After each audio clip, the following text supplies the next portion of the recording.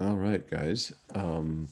So a couple of things I want to say first. Okay, this is a review for your first exam, and I know that you're probably anxiously wanting to copy everything that you have on the screen. You actually don't need to. You might copy one or two problems, but because you have all of these problems, literally everything I'm going to show you tonight, you actually have in the practice tests that I sent you both last Friday and again on Monday, yesterday. No, today is Monday, isn't it? This morning. Um, Having said that, don't feel panicked in trying to write everything. If you have the luxury of being able to print it, you can just look at those questions because you've got it like right there and you've got the practice test and you can just kind of like take notes right on it, which would be the ideal. Um, but second best would be, okay, taking notes, at least copying down a few examples and maybe not everything I put on the slide. All right, let me jump to your class. And what I want to make sure is I'm looking at the right class here. Yeah. So I want to talk about the two things you're going to turn in this week, because this can be a little bit confusing for students.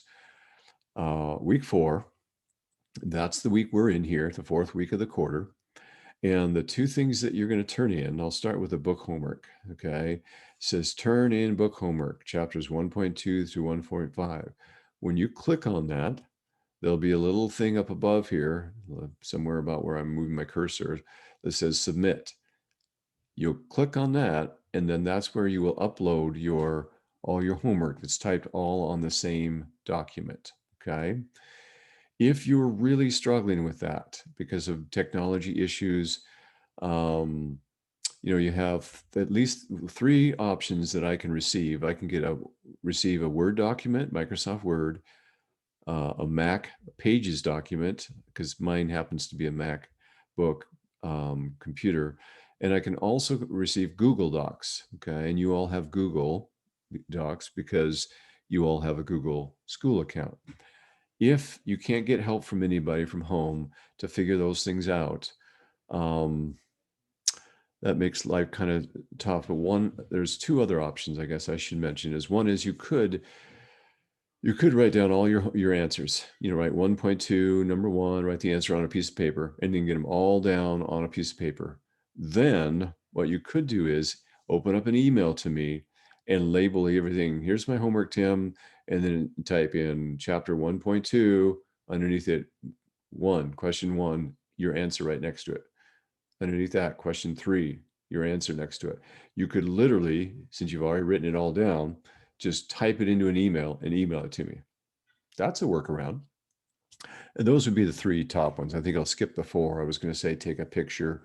Um, Taking a picture gets more complex, but you could do that. It's just, but you're going to have several pages, and that gets kind of complicated to upload all that from my end and your end as well. Okay. All right, so turn in book homework. That's where you click. That's where you turn it in. Okay. All right. Exam 1, 100 points. See that right there? That means this is a big part of your grade. This is where you click. The whole exam is right there. You click on it, it opens up, you start reading it. And I think I gave you, let's see. Um, all right, here I am. I'm getting, says you have 2.5 hours to complete this test. Okay. So a normal class time is the class would run from like 6 to about 8ish. Okay. I'm giving you 2.5 hours to finish this test.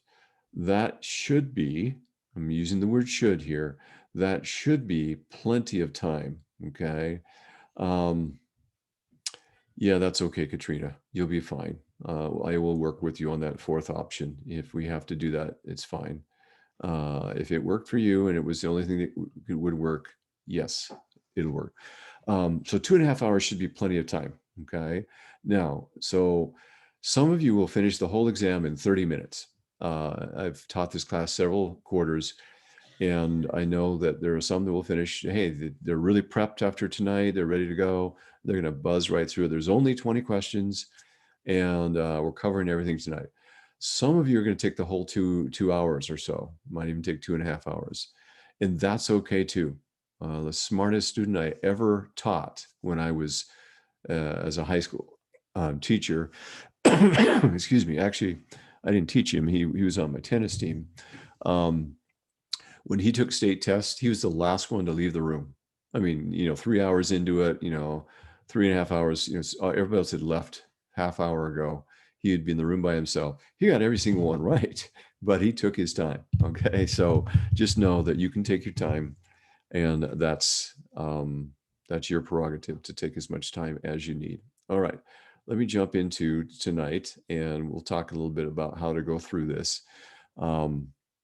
So again, you probably don't need to copy all this down, but I do kind of want to talk you through a couple things. Um, at this point in math, as I have mentioned, when you're doing fractions and decimals, you probably should be phased into now getting comfortable with doing everything on a calculator. And so if I had 16 over 12 plus 5/8, if I added it all up together, it should be 1 1/8. Okay. Now, on this practice exam that I emailed to you, holding it right to the camera, if you'll notice, if you look kind of carefully, I included all the answers. And that was so that I felt that you, as students, would try to figure it out yourself and then look, okay, yeah, I got it right. And that really helps, I think. On your calculator, I'm going to press, if I'm doing number one, I'm going to press the fraction symbol, and then I'm going to put the 6 on top and the down arrow, the 12, etc., and go through this. Watch my videos at the beginning of the very first week that show, there's 2 videos that I just got from YouTube that show you how to use a calculator to do fractions and decimals. Okay. And they're the same for multiplying. It's the same thing. So that's pretty self-explanatory. I'm going to kind of skip over that. Okay. Now, the next question is, it says to write 4 2/5 as a decimal. Okay. Here's probably how I would do this. By the way, I'll tell you a little secret. I will tell you a secret. I'll tell you a shortcut. Okay. If you, on your calculator here, this is your beautiful TI-30XS calculator here, and here's the little enter symbol. Okay. And then right above it, there's a symbol that goes like this. We talked about this a couple weeks ago. Okay. But there's just a little trick to doing it. If they gave you the number right here, you didn't actually find it as an answer on your calculator, they just gave it to you. Here's how you would do that. You would punch it in your calculator. You would hit the second command, and then you would hit the fraction symbol. Okay. That little fraction symbol on actually the second command's up here on my calculator. And then you'd hit the fraction symbol, and then you would type in your 4 2/5. Okay. Here's the little trick. After you type that into your calculator, press enter. Okay.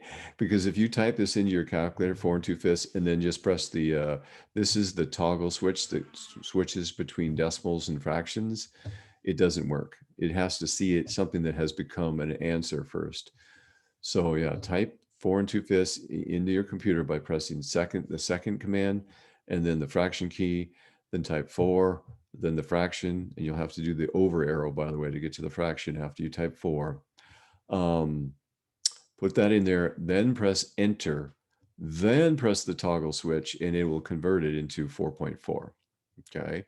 Now that's kind of, if the old school way that, the way my brain works is, hey, it's a mixed fraction. 4 times 5 is 20. That's 22 over 5. And so I just put that in my calculator. I said 22, but I wrote 29. Okay. 22 over 5. So if I punch that into my calculator, 22 divided by 5, it'll give me 4.4. Okay. So that might be faster. Write 12 over 8 as a decimal. Hello, welcome. If you could go ahead and just turn off your microphone, that'd be fantastic. Thank you. Hi. I'll tell you what, I will help you out here. Okay, and go ahead and turn off your camera too, if you don't mind, Laura. Just turn off everything, your camera and your microphone. Thank you. Bottom left corner there. Thank you. All right, thanks, Laura. Um, so looking at this next number here, I got 1.5, I'm sorry, I've got 12 over 8, change it into a decimal. All you're gonna do is type in your calculator 12 divided by 8, and it'll give you 1.5, okay? Um, write 30.36 as a fraction, okay? Um, this is another example where you could use my little trick here, okay? You could just put in your calculator 0.36 and then press, this is kind of like if you start getting fast and then press enter, and that will turn, once you press enter, then hit this, I'm going to write this with the right then here, then hit this key here, and it'll turn the decimal to a fraction for you. Or I happen to know that's 36 over 100, you know, kind of, if I knew how to do it, you know, 6 is in the 100th place. So that's 36 over 100 because there's the last digits in the 100th place. So I could put it over 100 and then I could reduce it down and I would get the fraction. Okay. So I'm just going to write this down to then reduce. All right. So that's how to do those couple on that particular slide. All right, this slide I don't want you to panic on, so I'm going to just turn off my recorder here and give you a few moments to, on your practice test, you guys already have this, so I'm going to go ahead and just jump into things here and talk about how to do this. So if I've got a ratio here, okay, I got a recipe that calls for, if I kind of choose the little circle thing here, it calls for 3/5 cup of flour, and that makes 24 biscuits. That's the first ratio, okay? So I wrote it down here, 3/5 flour, and that gives you 24 biscuits. All right. And then it says, if you plan to make 60 biscuits, how many cups of flour do you need? All right. So what I did was I wrote down the ratios. I've got the first ratio of flour to biscuits, and I'm going to keep this next ratio next to it, flour to biscuits. They told me the next recipe plans is for making 60 biscuits. Okay. So they're asking the question, how much flour am I going to need for this? All right. So that's kind of the first step. And you have on your practice test, you've got like 4 or 5 of these same kind of questions. Okay. So if you can do 2 of them, you kind of have it. But set up the fractions. Okay. Set up the 2 ratios. The first one, don't worry about the fact that it's a fraction over a whole number here. Just go ahead and set it up. Okay. Then, so I've kind of got in my notes over here, I've got step 1 is to set up a proportion. We know that proportions are 4 numbers, or four different sets of numbers, 1, 2, 3, and 4. All right. Then step 2 is multiply the numbers across. And I think what I'm going to do, because I'm an English teacher and I'm always trying to clarify that, I think I'm going to do this, instead of saying across, that's the wrong word. I should say cross ways. That's a little bit better in understanding, okay? And what that means is, so like if I had 1 over 2 equals 2 over 4, crossways means that I am multiplying like this, across this way, not across, but crossways. It's like cross multiplying when you're cross canceling. It's that same idea, okay? That's what I mean by that, okay? So crossways. So what you're going to do is, so I'm going to multiply. I've got 2 numbers here, right? Okay. I'll multiply 3/5 times 60, and I'm going to get an answer. All right. Then it says divide. Well, what am I going to divide by? Well, I multiplied these 2 numbers because I have numbers here going on here. What am I going to divide by? Well, I can't divide by a question mark, right? I don't know what this is. So I divide by whatever's left, in this case, 24. So if I was writing this out on paper, I would do something like this. I would go 3/5 times 60 over 1, or actually I wouldn't do this in this class. I would just do it on a calculator, punch it in, fraction 3/5 times 60 equals, okay? And I get an answer, okay? And then I would take that answer and I would divide it by 24. That's going to give me my answer. Okay. So that's how you do those kinds of, well, they give you two ratios and they want you to find the missing number. Set them up side by side with each other, like I did, step one. Cross multiply the two numbers that you actually are given, get an answer. That's step two, cross multiply, and then take that answer and divide it by whatever's left. And that will give you the missing amount, okay? It gives you your missing number. So, hi, Lindsay. Good to see you. Go ahead and turn off your camera there and everything. Thank you. Welcome. All right. Complete questions 21 and 22 using the following information. A cookie recipe calls for 2/3 cup and it makes 2 dozen cookies. Here's my first ratio. 2/3 cup of sugar, 2 dozen cookies. Notice I'm keeping my sugar on top and my cookies on the bottom. I keep my sugar on top, cookies on the bottom. I'm keeping them what I'm measuring. I'm making sure I'm keeping it aside from each other, okay? So sugar and sugar, cookies and cookies. All right. How much sugar would you need to make 7 dozen cookies? So they gave me the cookies, okay? They're asking for how much sugar. Same problem. I'm going to do, if I wanted to do this, I'm just going to punch in my calculator, 2/3 times 7 equals, I'm going to get an answer, and then I'm going to take that answer and I'm going to divide it by 2 equals answer, okay? So that's a little bit of help on finding the missing proportion, okay, when they're asking for portions. All right, let's jump into a new type of question that you're going to see on your exam, exam one, and we'll talk you through this. We've got Samson here, and Samson is he uses 5/6 of a gallon of paint when remodeling his office, and he wants to know what percent of his paint is remaining. What is the percent remaining in the can? Write your answer to the nearest tenth. All right. I want to highly advise you that if you can, if you're in a sit-down class and they hand you a paper test, highlight things with your underline things with your pen and stuff, okay? First of all, they want it to know to the 10th of a percent. So I'm underlining that as a student that's taking this course. Okay, they want my answer to the 10th of the percent.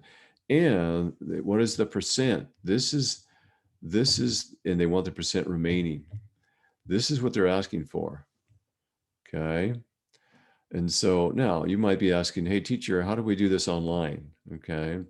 Well, the nice thing is when I give you 2.5 hours, for some of these, you could just quickly write them out on your paper and then highlight some things,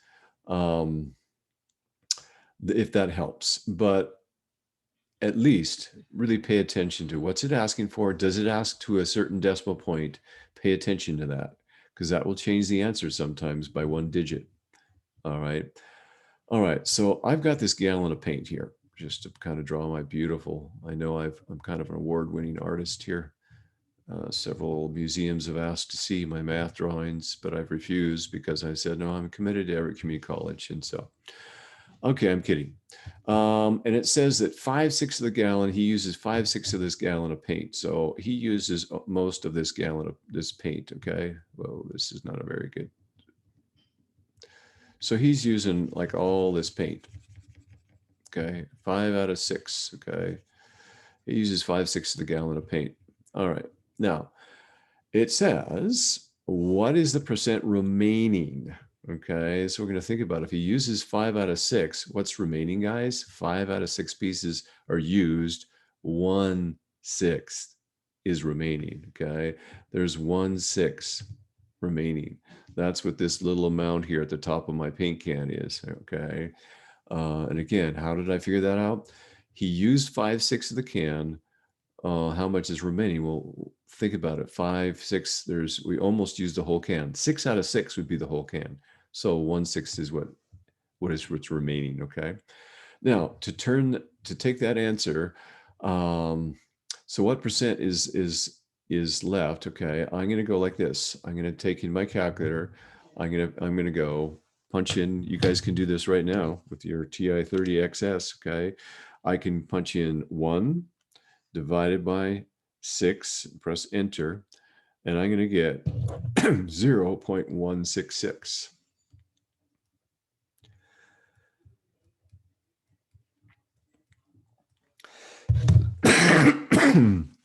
Excuse me. All right. I'm going to have a drink of water.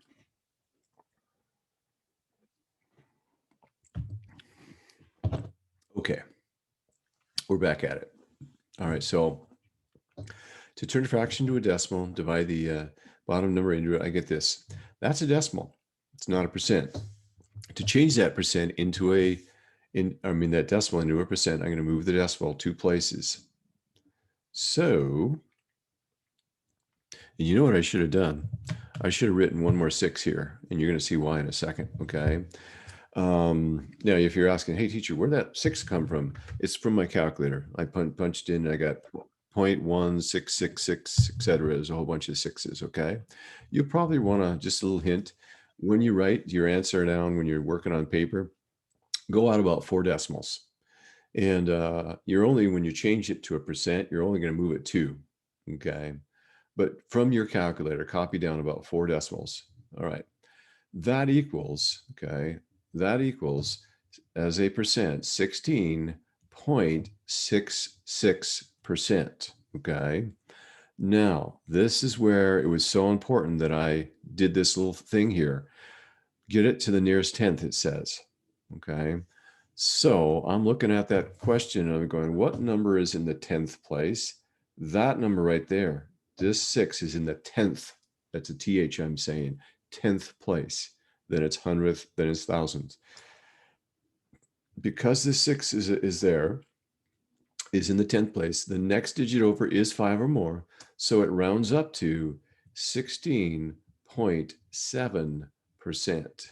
Okay. That would be my answer. And that's rounded to the nearest 10th place. So that is how you do, if they give you, somebody uses paint or something else, and they use a certain amount of it, go ahead and figure out what's the fraction of it that's left, write it down, divide the denominator into the numerator, get a decimal, turn the decimal to a percent, make sure you write this number out about 4 digits so that you can make sure you round to the 10th place or whatever place they ask for. Okay. All right. What did I just do? Hang on a second, folks. I will be back. Yeah, that's me right there. Oh, I see. I pressed the wrong thing. Okay. This is an example that's in your practice packet. In fact, I gave you in the practice packet, I gave you several examples that are just like this. I've got one, I'm looking at the practice test that I gave you. I've got 1, 2, 3, at least 3 examples that are just like this. Okay. And so what I'm going to do is I don't want to try to slow down and ask you to copy all this. You just kind of got the practice test there. I want you to think about, try to take notes on what I did, okay, to figure out this problem. All right. Having said this, the following tables show the number of survey respondents, people who answered a survey, on their favorite ways to communicate with their friends. Change each frequency to a relative frequency. Okay, and this means percent. Relative frequencies from the notes we took a week ago are always expressed as percentages, all right, as an answer. Change each frequency to a relative frequency, complete the total column and round each relative frequency to the nearest tenth. Up, here it is again. I'm modeling for you. They want their answers to the nearest tenth, okay? So what I'm gonna show you is just how you would do this. Okay. So again, this is what the survey means. The people that they're just saying, this is the way I like to communicate with friends. You had 45 people said they like to talk in person. 69 people said telephone, and 147 people said they would prefer to, most of the time they communicate by texting. And then there's 97 that said Facebook. All right. All right, in order to find out the relative frequency is the part, okay, they give you the part divided by, if I wrote it out here, and again, you have this in your notes, by the whole. And in parentheses here, I'm going to put this, the total. That's usually the whole, okay? Total number of people who responded to the survey. All right. So here's what I would do. And by the way, on your test and on your homework, you get a chart that looks like this. The rest of it's blank, just like you'd see on the screen. I would go across here with these numbers and I'd add them all up sideways till I get a total, which would be 358. Okay, they all add up to 358 here. Now, to figure out the relative frequency, watch what I'm going to do here. I'm going to take the number they gave me, okay? So 45 people out of 358 people. That should start looking familiar to you. Now, if I divide 358 into 45, see that's a fraction. To turn it to a decimal, I divide it, the bottom number and the top, and I'm going to get a number, and I'm actually going to get, when I round it to the nearest tenth, I'm going to get 12.6%.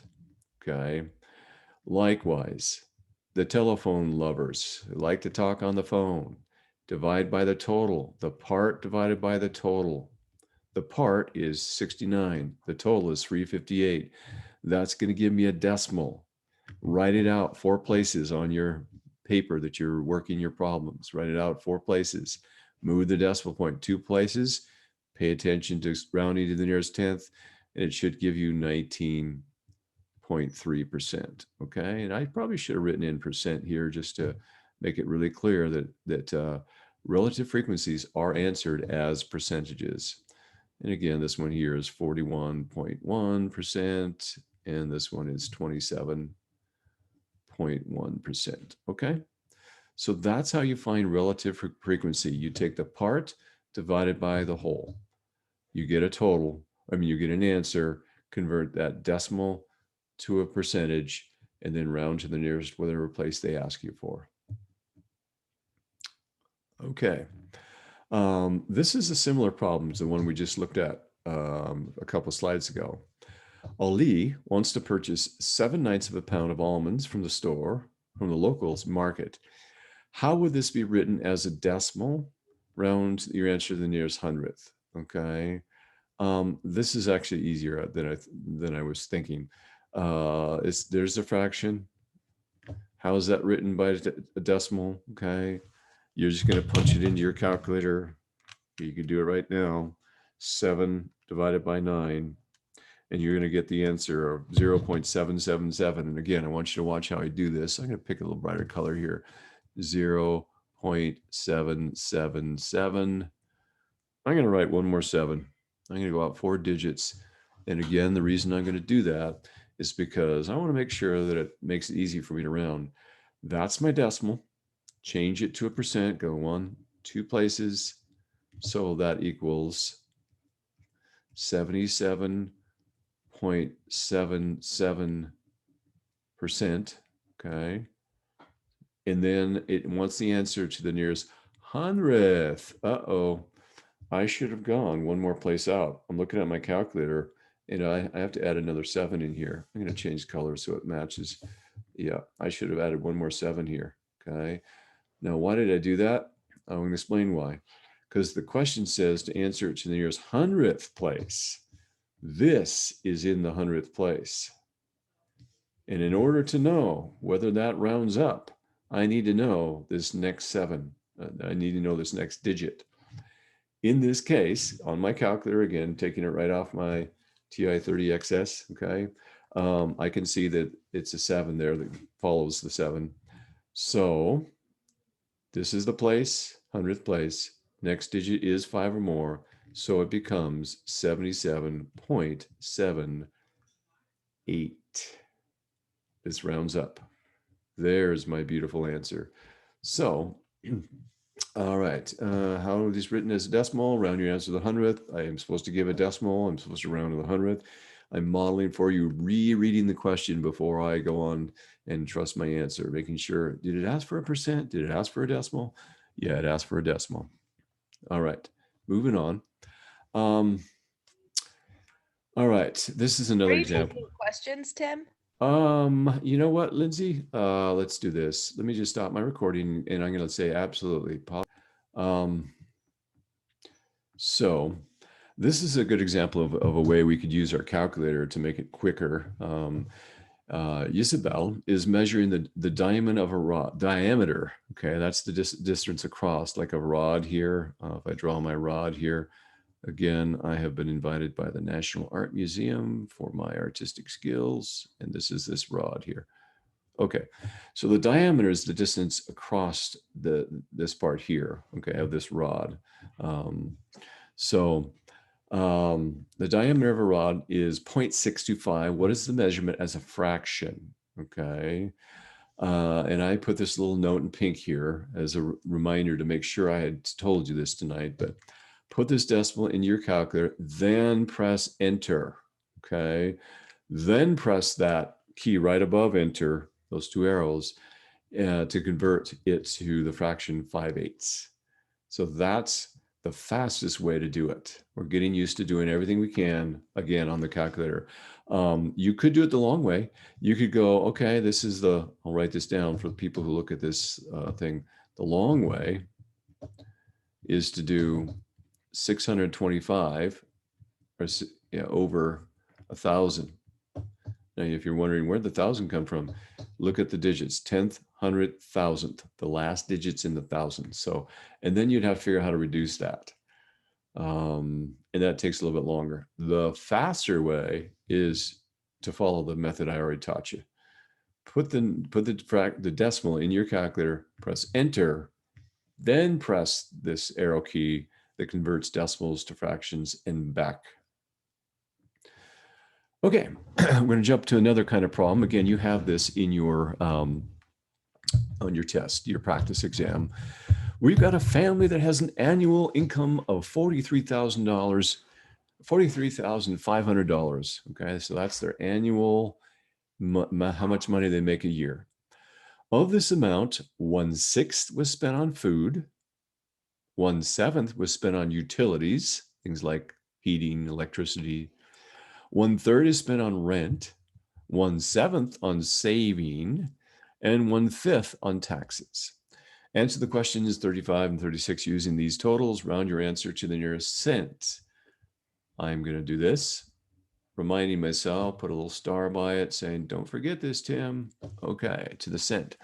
All right, how much is spent on food each year? So I've got a total of 43,500. That is their budget for a year. I'm going to multiply it by how much is spent on food. How much is spent on food each year? Well, look up here. Spent 1/6 was spent on food here. Okay, so I'm just going to put a box around this and hopefully not mess everything up for you. This is the 1/6 that's spent on food here. Okay, so I'm going to multiply times 1/6. All right, and that is the beauty of having a calculator, and that will give you your answer. Okay, and you're going to express your answer in dollars. So that's how you figure that out. How much is spent on savings? Okay, again, take the full amount that they give, because we're trying to figure out what a certain fraction of it is. Okay, 1/6, 1/7, 43,500. Okay, over 1 times savings. Well, how much? Let's see, 1/7 on savings and 1/5 on taxes. It's 1/7 here is on savings times 1/7. And that gives me my answer. Okay. So that is hopefully the relatively easy way to figure that out is they give you a total amount that the family makes and they want to know what 1/7 of it is. Here's a little key, by the way. If I just added this sticky note here, okay, right in the middle of class, the teacher's going to add a sticky note. that said something like oh, is it going to work? Let's see. Excuse me, equals times. Most of the time when you see that word of, okay, yeah, of equals times, when you're doing kind of story problems, if it's in the sentence that has the question mark, the word of very often means times, 1/3 of something. But just to kind of, as a reminder, of often will mean times. Okay. Here's the type of question you have. This is just a simple ratio question. Tell me what the ratio is. The Red Sox 1979 baseball season consisted of 87 wins and 78 losses. So I've got this ratio of 87 wins. Hang on a second. I'll get my pen working. 87 wins, because that's what it's got. 87 is next to wins. Okay. 78 losses. All right. And as a ratio, okay, that's a ratio right there. But you're going to have a multiple choice. So you're going to get to pick the right ratio on your test. But the most common one is 87 colon to 78. Okay. That's how oftentimes we'll write ratios. But we could also say, or 87 over 78. That also is a ratio. Okay. Those are 3 ways to express that, which I think I covered a few weeks ago. So anyway, that's that example. Okay, gives you wins to losses. Just write it as a ratio. Okay, 87 colon 78. All right. This is the one. I am going to give you a moment to copy this one down if you need to, because all right, this type of question could throw a person for a loop without my simple formula that we're going to go over here.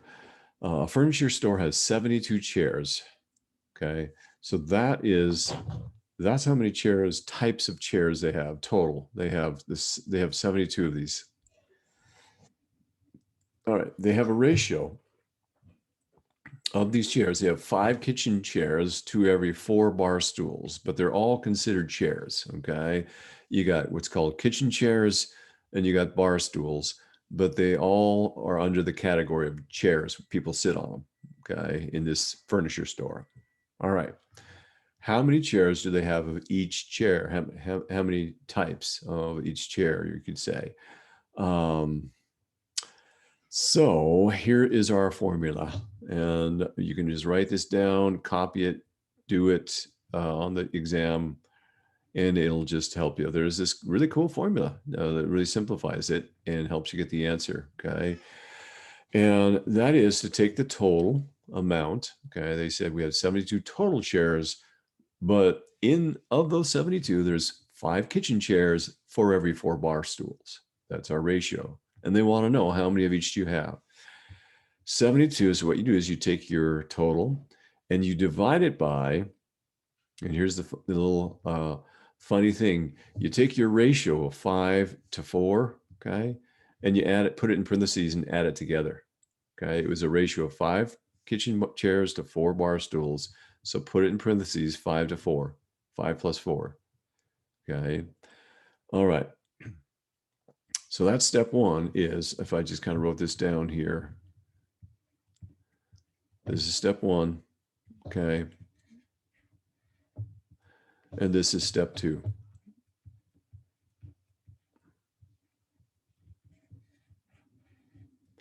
So I took 5 plus 4 is 9, and I divided that into 72, and 9 goes into 72 8 times.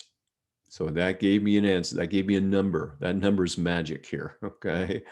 By taking the ratio that they called for. If it was a ratio of 3 to 4, then it would be 3 plus 4. If it was a ratio of 7 chairs to 8 bar stools, it would be 7 plus 8. Okay. Take that magic number, and now, okay, I'm going to multiply each number of the ratio. See how it said 5 kitchen chairs? Okay. So 5 times 8 is 40. Okay. And then it's 5 to 4. Okay, there were 4 bar stools. 4 times 8 is 32. There's your answer. Okay, there are 40 kitchen chairs for every 32 bar stools, and that makes up a total, just to kind of review this, total of 72. We got 72 of those chairs total. Okay, you add those together, that's 72. So again, I just kind of want to quickly go back through it. When you see something like this, where they give you a total number and then they give you a ratio and they want to know how many of each type there are like this, use this magic formula here. Okay, I'm just going to take my red pen and just, there it is. Okay, right there. Okay, take the total divided by the ratio added together, get a number, and then multiply it by each of the ratios. And there you'll get your answer. Okay. Now, in your practice packet, I think you have at least one like that. You might have a couple like that, but you also have the answers, so you could practice and see if you got them correct. All right. This one, hopefully you're starting to get, how do you figure out if two things are proportional? But it says to confirm, which means, is this true or not? Okay, that the quantities are proportional using the following: a rate of 79 miles, or I'm sorry, 97 miles in 4.5 hours equals 170.2 miles, 170.2 miles in 8 hours. Okay. All right. So hopefully at this point in the class, you're kind of thinking, oh, didn't Tim tell us a little secret on how you can tell if two ratios side by side are proportional? If I do like this little thing, that's just to simplify it, does 1/2 equal 2/4? Well, if I cross multiply them, this times that and that times that, okay, if I draw arrows here, it won't look like a giant times symbol. I'm going to get 4 and 4. And so I would say, in this case, yes, okay, that these are proportional, okay? You'll do the same thing. You just have different bigger numbers and you have decimals, but you're doing the exact same thing, but you have a calculator. So you're just going to punch 97 times 8, write down your answer. 4.5 times 170.2, write down your answer. If it's the exact same answer, like I got 4/4 over here, then the answer is yes.